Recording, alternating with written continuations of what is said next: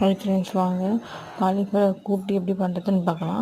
First வந்து கடலப்பருப்பு துவரப்பருப்பு நல்லா வேக வச்சுட்டு, அது கூட காலிஃப்ளவரும் போட்டு வேக வச்சுட்டு, ஒரு கடாயில் எண்ணெய் ஊற்றி கடுகு உளுத்தம்பருப்பு போட்டு பூண்டு, இஞ்சி, பச்சை மிளகாய் போட்டு நல்லா வதக்கிட்டு, வெங்காயம் தக்காளி போட்டு வதக்கிட்டு, அதுக்கப்புறம் வேக வச்சு அந்த கூட்டு எடுத்து ஊற்றி நல்லா வதக்கி எடுத்து ஊற்றிட்டா காலைல டிஃபனுக்கு நல்லா இருந்துச்சு. தொட்டு சாப்பிட்டோம். மதியானம் வந்து முட்டை குழம்பு வைக்கலாம்னு சொல்லிட்டு ரெடி பண்ணேன்.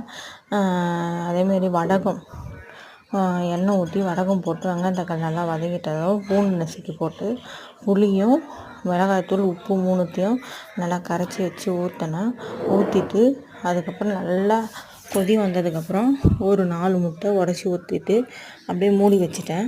கொஞ்ச நேரம் ஆனதுக்கப்புறம் திருப்பி திறந்து மிளகுத்தூள் போட்டு திருப்பி மூடிட்டு திருப்பி வந்து கொத்தமல்லியும் கருவேப்பிலையும் நல்லா பொடியாக